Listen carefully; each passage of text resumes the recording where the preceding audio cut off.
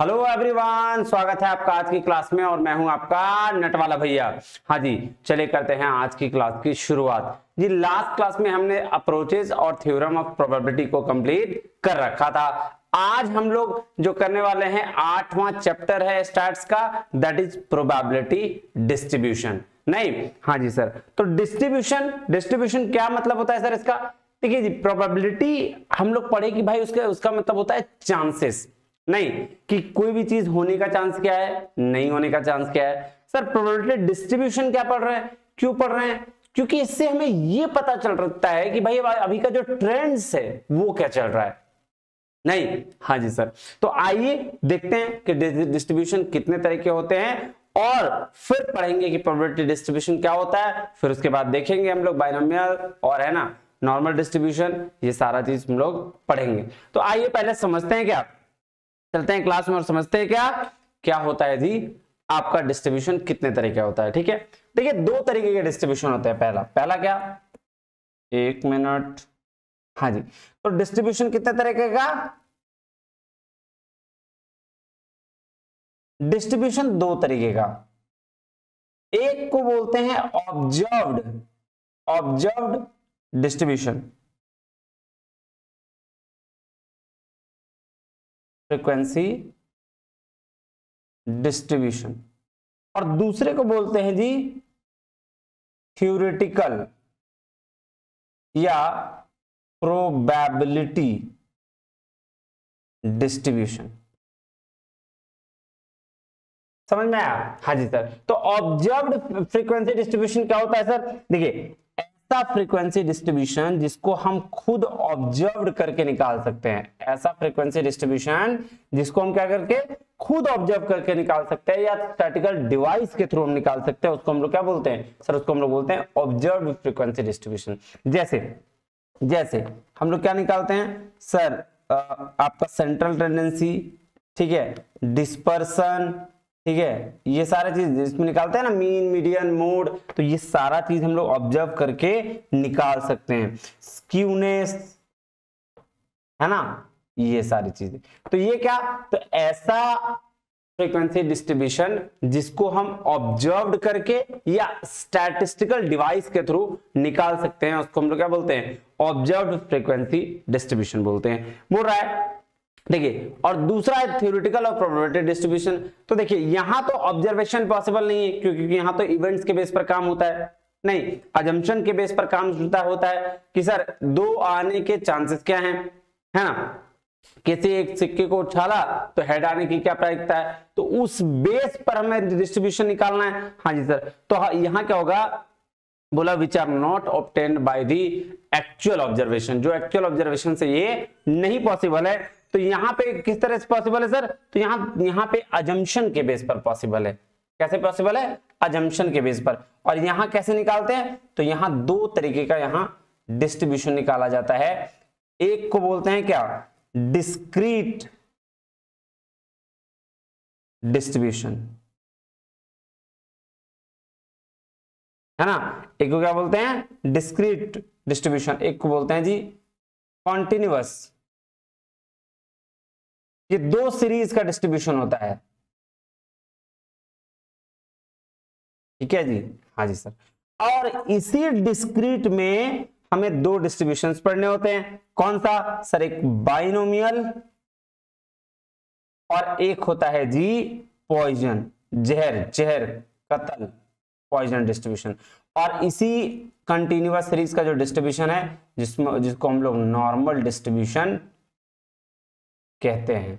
और यकीन मानिए यही तीनों डिस्ट्रीब्यूशन से इतने क्वेश्चंस आ जाते हैं, मतलब हर एग्जाम में 2 3 4 क्वेश्चंस पूछे ही जाते हैं। वेरी वेरी इंपॉर्टेंट, बहुत शॉर्ट पढ़ेंगे, बहुत ज्यादा डीप पढ़ने का मतलब नहीं है। जो एग्जाम के पर्पस से आता है भाई वही पढ़ेंगे, उससे ज्यादा नहीं पढ़ेंगे। उससे ज्यादा पढ़ के करना भी क्या है? नहीं सर हमें थोड़ी निकालने हैं ट्रेंड्स, नहीं सर। तो आइए थोड़ा समझेंगे, ऐसा नहीं कि पूरी तरीके से हवा हवाई करके निकाल देंगे, थोड़ा समझेंगे, पर इसको और अच्छे से डीप से समझते जाएंगे कि बाइनोमियल है क्या, पॉइजन है क्या, क्यों नाम पड़ा पॉइजन, ये सारी चीज हम आगे डिस्कस करेंगे। तो चलिए चलते हैं कहां, बुक में, और करते हैं काम शुरू। आइए, तो सबसे पहले क्या बोला, ध्यान दीजिएगा।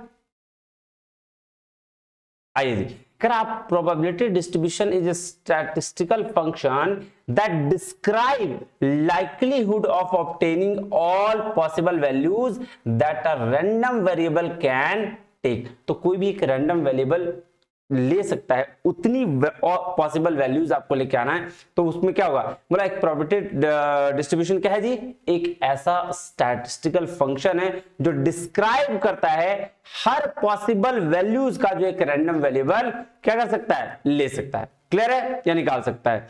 कह रहा है in other words the values of the variable very based on the underlying probability distribution. तो जो वैल्यूज, वेरिएबल का जो वैल्यूज है वो वेरी किस पे करेगा, सब प्रोबेबिलिटी डिस्ट्रीब्यूशन के पे वेरी करेगा।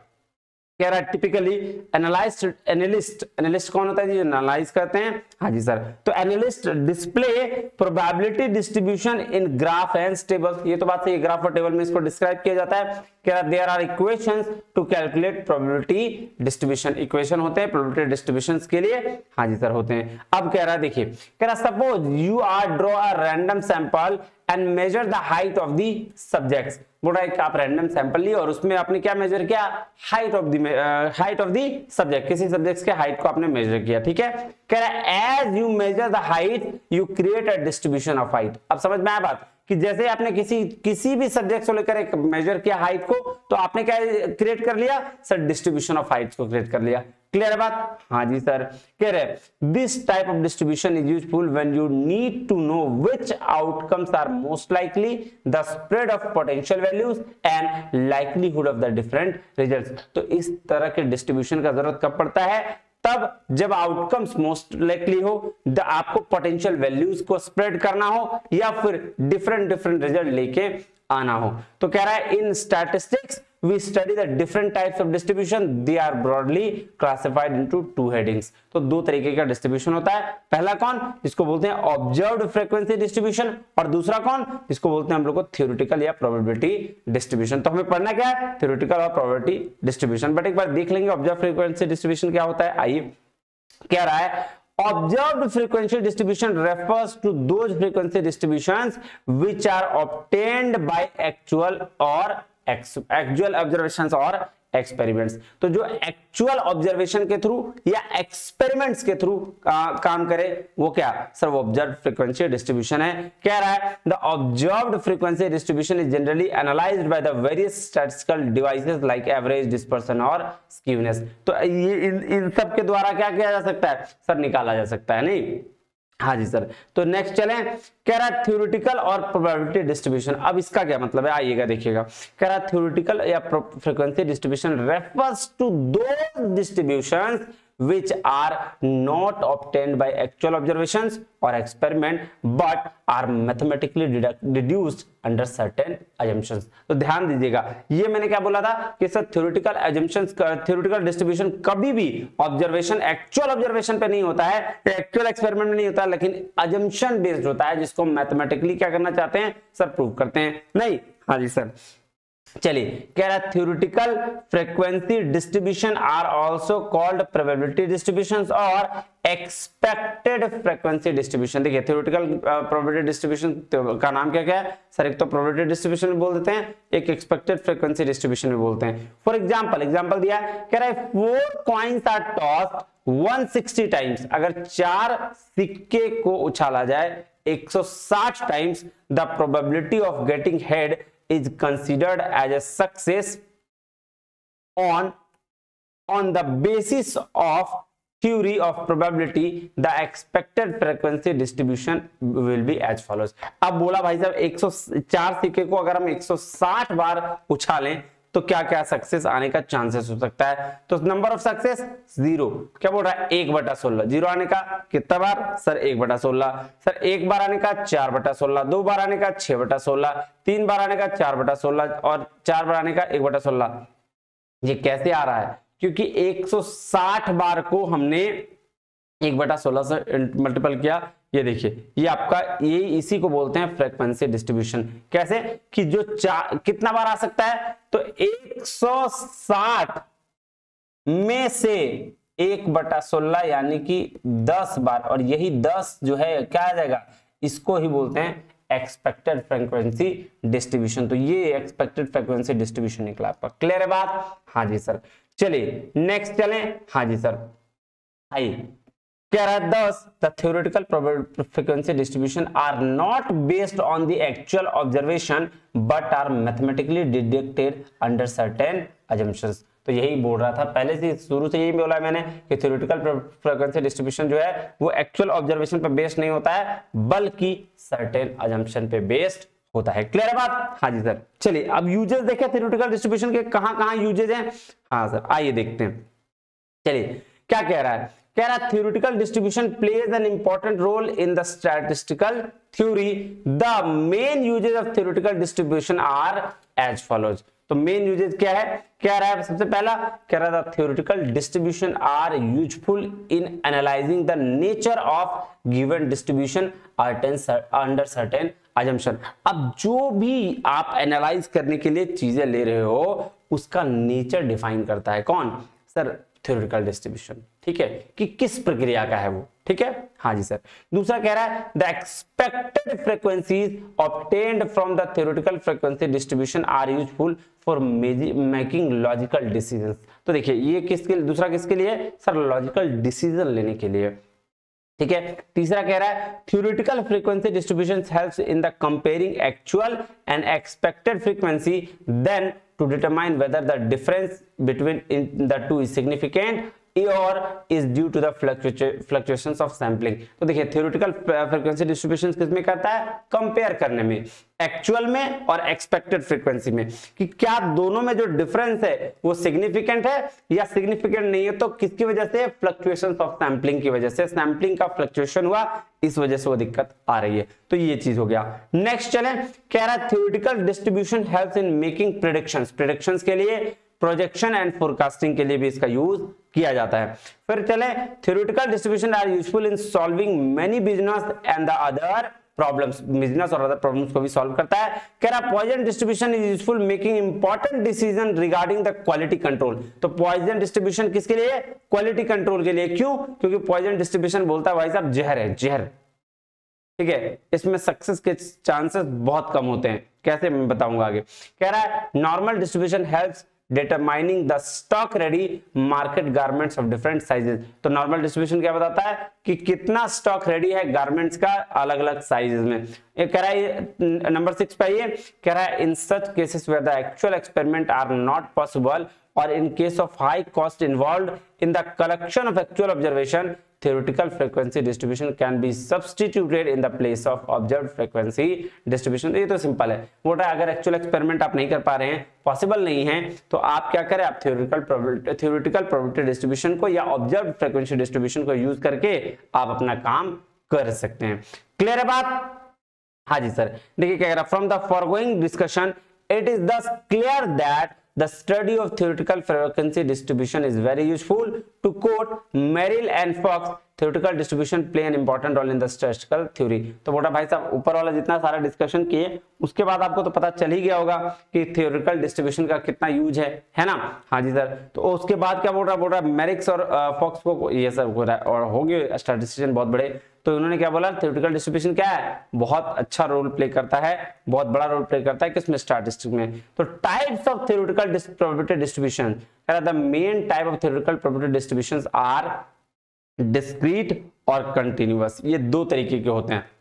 आइए डिस्क्रीट पहले चले। क्या रहा है, a discrete probability distribution can assume a discrete number of values। तो discrete probability distribution किसका करेगा, discrete number। और discrete number क्या होता है सर, 1 2 3 4 5 वाला जो होता था ना। हाँ, और continuous पता है आपको सर, 0 से 10 10 से 20 वाला बीच मीडिएटर के बीच में होता है। जैसे अगर डायरेक्ट नंबर की बात करूं, डायरेक्ट नंबर की 1 2 3 4, तो ये आपको पता है मीन मीडियन मोड में भी आप बनाते थे तो डिस्क्रीट सीरीज बोलते थे इसको। और यही अगर 0 से 10 मतलब 1 से 2 के ऐसा आता था ना, 1 से 2 के बीच में है ना, ये तो इसके बराबर है, इसके बीच में, तो इसकी बहुत सारी चीजें होती थी। तो यही बात बोलता था 0 से 10 10 से 20, ये क्या रहता था सर, ये रहता था कंटिन्यूअस सीरीज।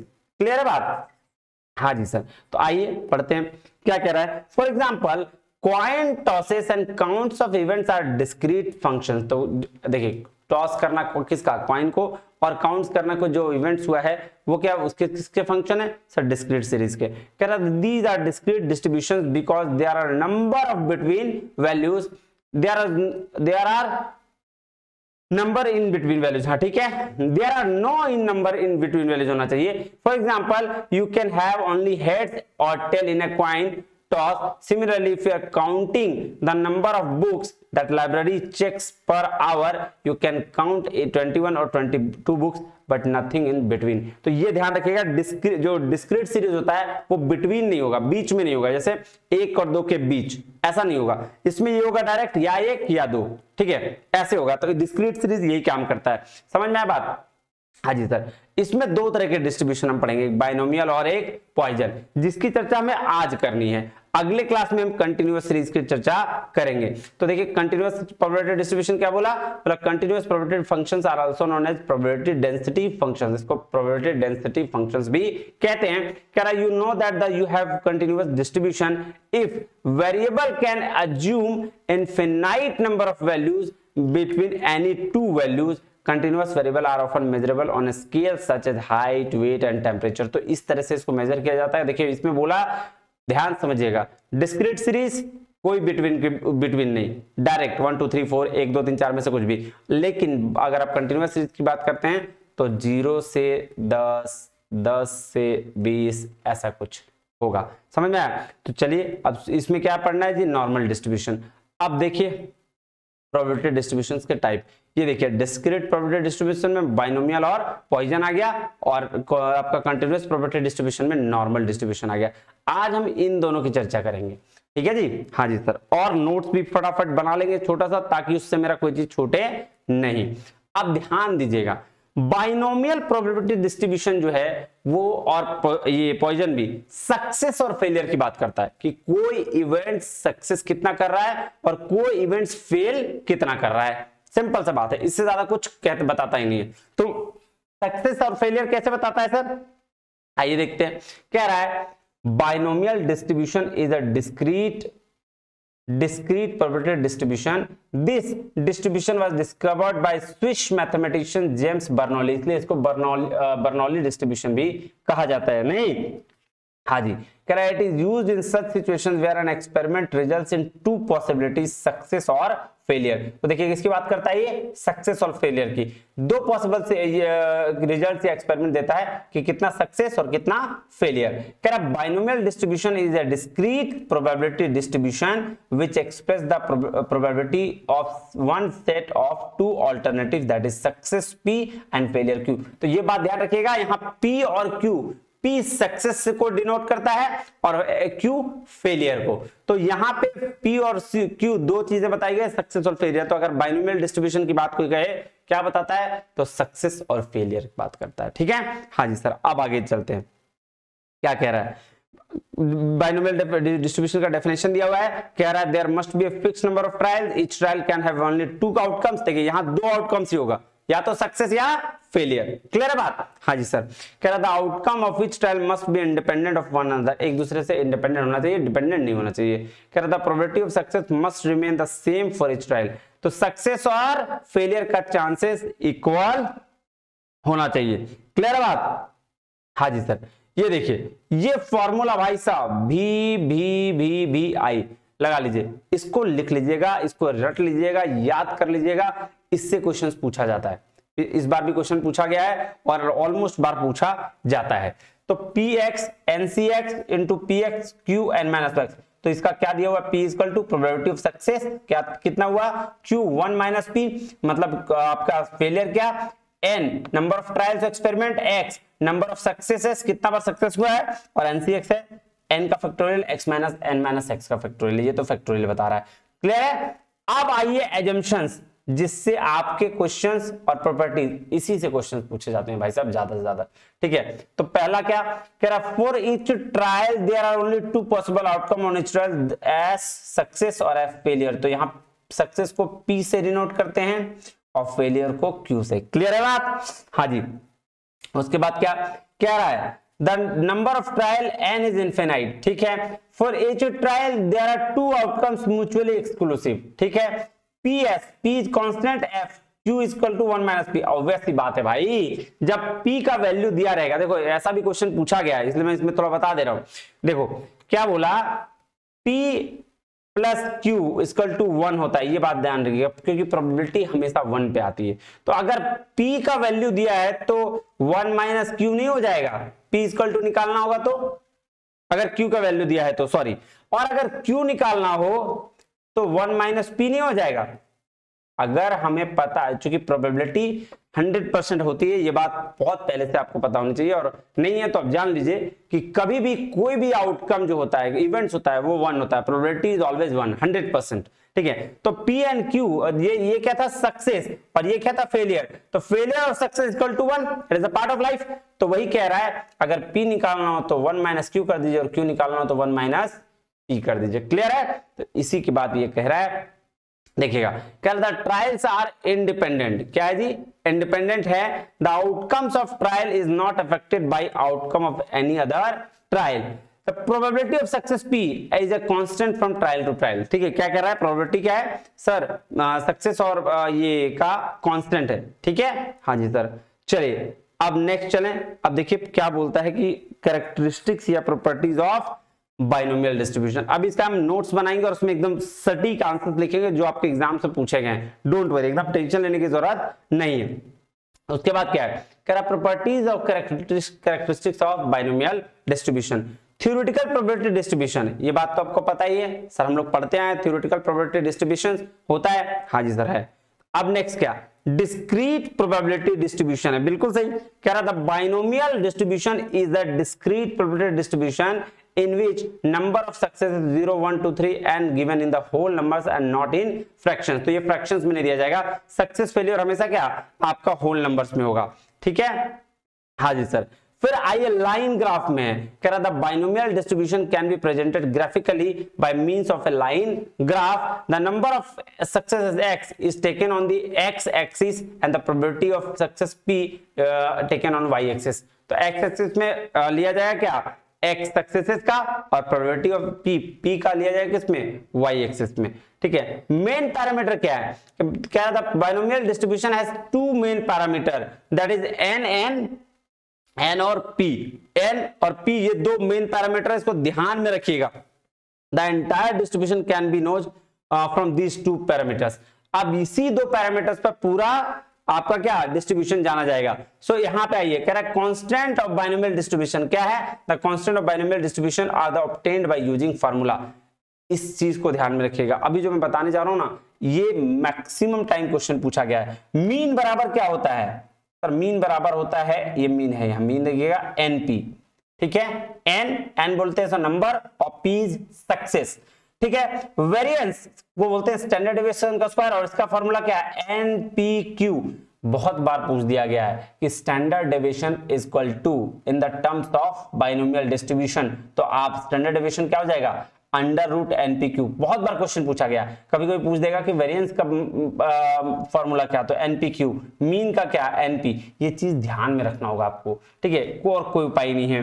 फिर आप moment of coefficient of skewness, तो ये B1 होता है, इसका Q माइनस P और डिवाइड बाय NPQ, ये भी याद रखिएगा। और मोमेंट ऑफ कोएफिशिएंट ऑफ कर्टेसिस, ये भी याद रखिएगा। तो ये 5 फार्मूला वेरी वेरी इंपॉर्टेंट है, बहुत बार पूछा गया है। अब क्या है, यूजेज, कैरेट has been found useful in those fields where the outcome is classified into success and failure. देखिए ये उसी फील्ड में जा सकता है जहां आउटकम्स किसमें, सक्सेस में है या फिर फेलियर्स में है। नहीं, कह रहा है in other words it is useful in coin experiment, dice throwing, manufacturing of items by a company। तो ये किसमें यूजफुल है जी, कॉइन, सिक्का उछालिए, हेड या टेल आना है, डाइस को ये करिए भाई, क्या हो आएगा, 1 आएगा, 2 आएगा, 3 आएगा, 4 5 6 क्या आएगा। फिर मैन्युफैक्चरिंग जो आप जो आइटम्स का कर रहे हैं उसमें क्या सक्सेस है या फेलियर का चांसेस कितना है। अब एप्लीकेशन, कहां एप्लीकेशन है बाइनोमियल डिस्ट्रीब्यूशन का, कह रहा था practical application of binomial distribution are studied under the following heads. Application of binomial distribution, ठीक है, यहां पे है to find N P and Q of the from X and standard deviation. Mean और स्टैंडर्ड डेविएशन से N P और Q का value निकालना पूछा जाता है एग्जाम में, ध्यान से समझिएगा। दे देगा मीन है कितना, मान लो मीन दे दिया 5 और स्टैंडर्ड डेविएशन दे दिया 8, ऐसा कुछ दे देगा और बोलेगा बताओ वेरिएंस का क्या होता है फॉर्मूला।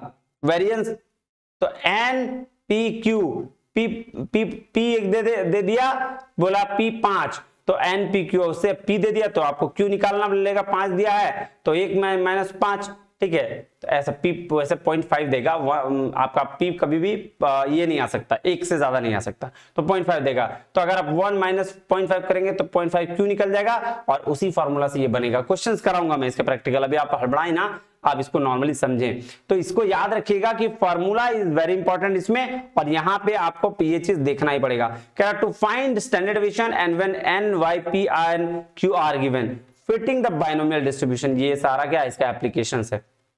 तो ये हो गया आपका क्या, बाइनोमियल डिस्ट्रीब्यूशन। अब इसका पहले नोट्स फटाफट बना ले। हाँ जी सर, आइए उसके बाद फिर हम लोग पॉइसन डिस्ट्रीब्यूशन पढ़ेंगे। देखिए किसमें याद रखने लायक चीजें क्या क्या है ये मैं आपको बता देता हूं। आइए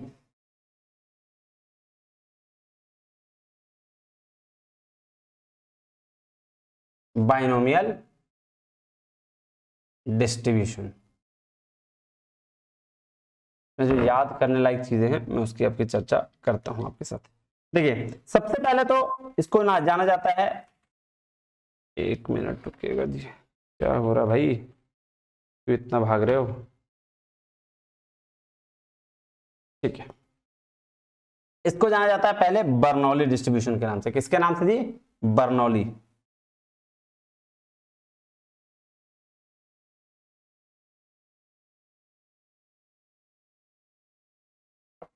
और क्या, ये किसके बारे में बात करता है, talked about success and failure, ठीक है। सक्सेस को P से डिनोट करते हैं और फेलियर को Q से। क्लियर है बात, हाँ जी sir. Third number real life events पे बेस्ड है, रियल लाइफ इवेंट्स पे बेस्ड है होगा ये, ठीक है जी, हाँ जी सर। अब देखिए अब क्वेश्चन क्या क्या पूछा जा सकता है इसके प्रॉपर्टीज में,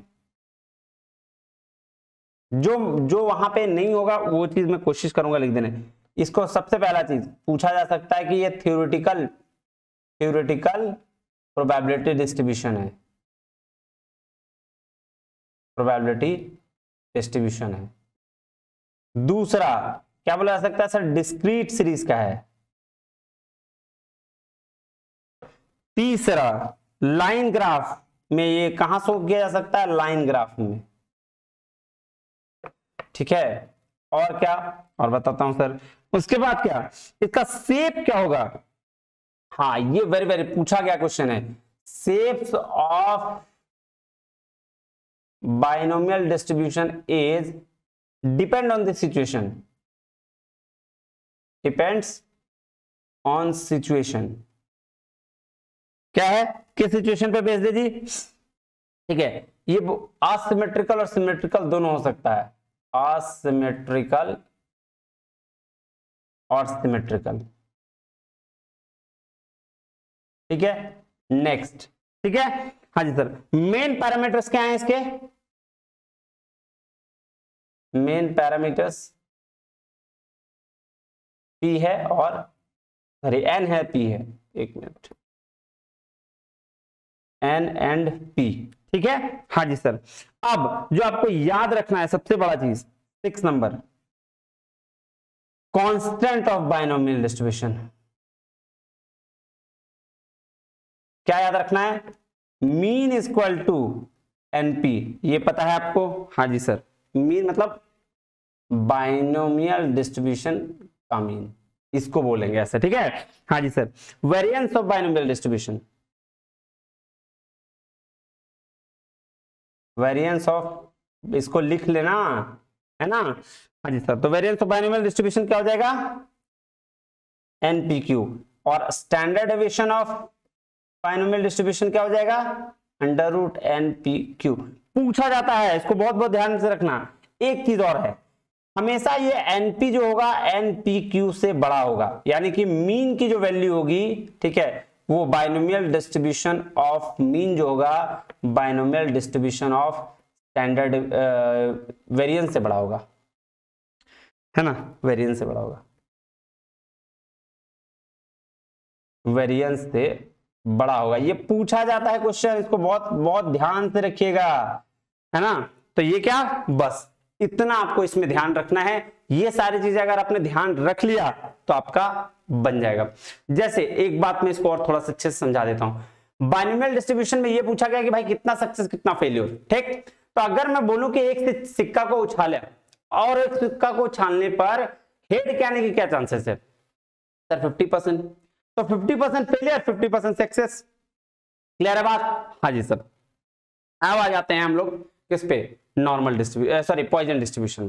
क्या कहता है देखिएगा, पॉइजन डिस्ट्रीब्यूशन कह रहा है Poisson distribution is a discrete probability distribution and it is widely used in statistical work. तो भाई साहब पॉइजन नाम सुन के देखिए, जहर है ना, पर ये क्या है सर, ये भी आपका स्टैटिस्टिकल वर्क में यूज होता है। क्या है, डिस्क्रीट प्रोबेबिलिटी डिस्ट्रीब्यूशन है। कह रहा है the distribution was developed by a French mathematician doctor Simeon Denis Poisson in 1837. The distribution is named after him. The Poisson distribution is used in those situations where the probability of happening an event is very small. तो यहां एक चीज ध्यान रखिएगा, जब हम बात करते हैं बाइनोमियल की तो वहां सक्सेस और फेलियर के चांसेस इक्वली हो सकते हैं, ठीक है। हाँ जी सर। लेकिन पॉइजन डिस्ट्रीब्यूशन में सक्सेस के चांसेस ऑलमोस्ट जीरो होते हैं। क्यों?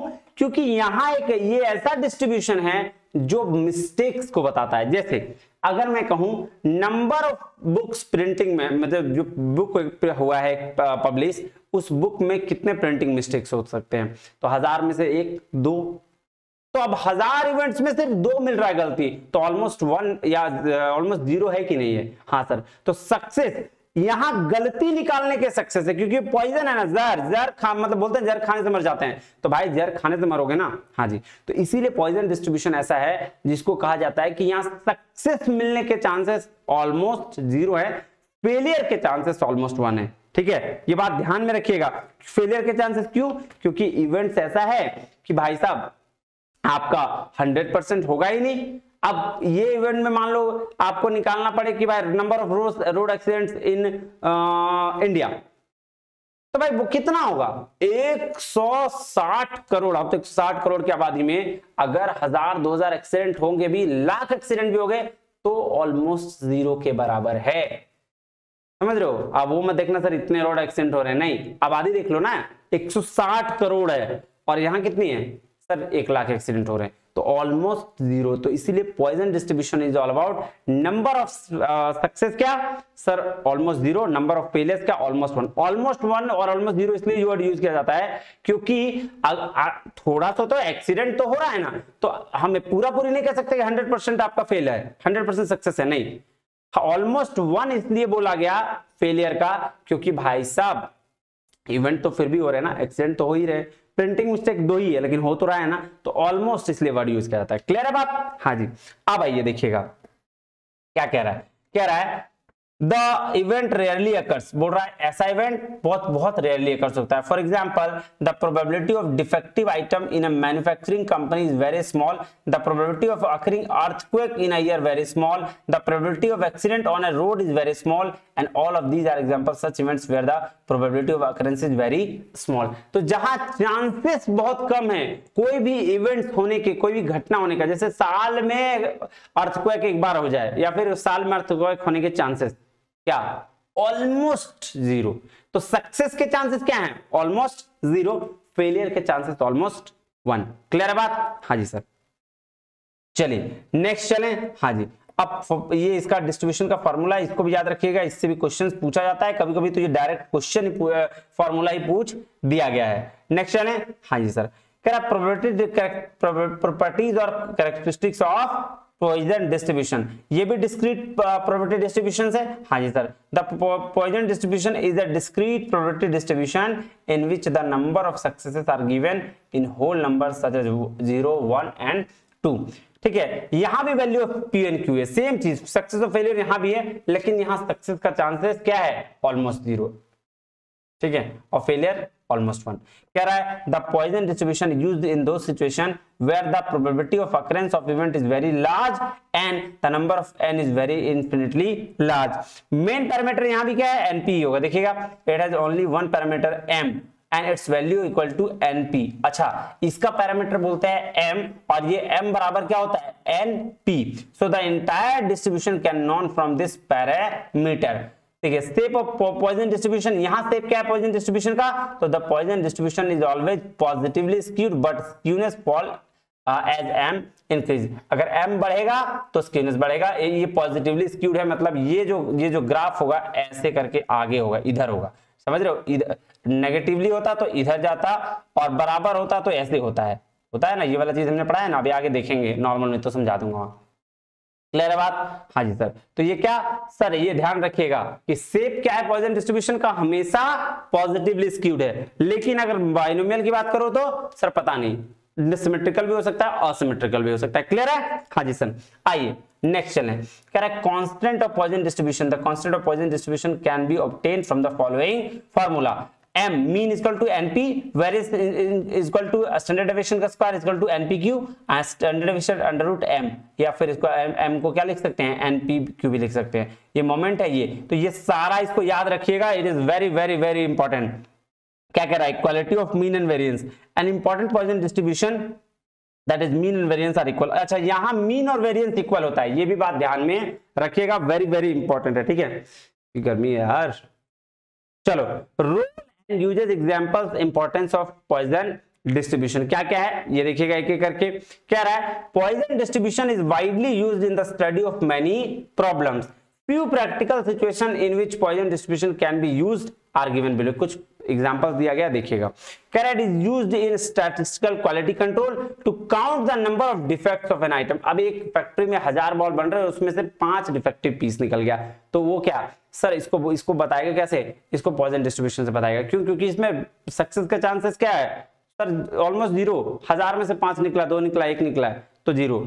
कह रहा है in biology to count the number of bacteria. हाँ बताइए, नंबर ऑफ बैक्टीरिया काउंट करने के लिए क्या, तो वही।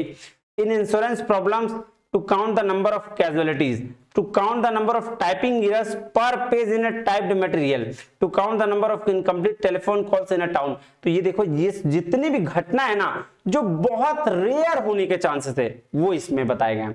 क्लियर है? हाँ जी सर। नेक्स्ट चले, कह रहा to count the number of defective blades in a lot of manufacturer blade in a factory. आपको इससे समझ में आ गया होगा। To count the number of deaths at a particular crossing in a town results of road accident. तो जब एक क्रॉसिंग होता है, रेलवे क्रॉसिंग, उस क्रॉस करने के टाइम में रोड एक्सीडेंट कितना हो जाता है उसकी बात कर रहा है, ठीक है। To count the number of suicides committed by lovers point in a year. अब बताओ, एक लवर पॉइंट है, जैसे यहाँ पे एक है हरिओम टावर नाम को भूल गए जगह, पहले वहां से लोग कूद जाते थे, ठीक है, लेकिन अब तो नहीं हो रहे, 2-3 साल से मैंने सुना ही नहीं, पहले ये होते थे, अब समझदार हो गए हैं, पैसा है तो बहुत कुछ है, ठीक है। तो ये चीज है। कह रहा है in general discussion poison distribution is useful in the rare events where the possibility of success is very small and the value of n is very large। तो देखो सक्सेस के चांसेस क्या है, बहुत कम, क्योंकि ये सब घटना होता ही नहीं है। हमको फाइंड आउट क्या करना है कि कितना रोड ऑफ एक्सीडेंट हो रहा है, तो भाई साहब 1000 में से 2 रोड एक्सीडेंट होगा तो क्या होगा, सक्सेस होगा मेरा। हमें सक्सेस देखना है अपना, कि जो सक्सेस का मतलब ये मत समझना कि सर नहीं हो रहा है तो सक्सेस है, नहीं, हमने टर्म क्या लिया है, हमें फाइंड आउट क्या करना है कि number of road of accident. तो मेरे लिए वो सक्सेस है ना कि जो मेरा, अरे बैंक जो चोर कर रहा है चोरी बैंक में, तो उसके लिए सक्सेस चोरी करना हुआ, भले ही वो गलत है लेकिन है तो उसके लिए सक्सेस। तो उसी तरीके से तुम्हारा क्या, यहाँ पे तुमने क्या देखना है, नंबर ऑफ रोड एक्सीडेंट। तो रोड एक्सीडेंट कितना हो गया, यही तुम्हारे लिए सक्सेस है, जिसके होने के चांसेस क्या है, ऑलमोस्ट 0, ठीक है। हाँ जी सर। चलिए, तो ये था आपका कहानी। आइए इसको थोड़ा सा मैं और लिख देता हूं नोट्स के तौर पर, फिर आपको आज की क्लास को करेंगे क्या खत्म। देखिएगा, सॉरी नॉर्मल नहीं, ये पॉइजन डिस्ट्रीब्यूशन। वैसे तो सारी चीजें वहां लिखी हुई है, लेकिन मैं जो यहां नहीं लिखी हुई लिख देता हूं। सक्सेस चांस,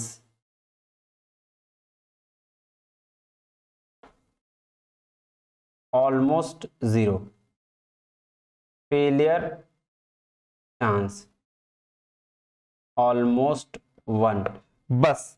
उसके बाद बाकी सारी चीजें यहां लिखी हुई है, आपको फॉर्मूला भी बता दिया मैंने, पैरामीटर, ठीक है, सब कुछ। हाँ, ये सारी चीजें हो चुकी है, ठीक है, बस ये ध्यान रखिएगा, ठीक है। और रेयर इवेंट्स के लिए होता है, ये भी ध्यान रखिएगा, ये रेयर इवेंट्स के लिए, ठीक है। हाँ जी सर। बस इतना ही, बाकी मैंने इसमें बता दिया, ये सारी चीजें इसको याद रखिएगा, वेरी वेरी इंपॉर्टेंट है ये सारी चीजें, ठीक है। हाँ जी सर, तो चलिए आज के क्लास में इतना ही, मिलते हैं अगले वीडियो में, तब तक के लिए बहुत बहुत धन्यवाद, थैंक यू वेरी मच, जय हिंद।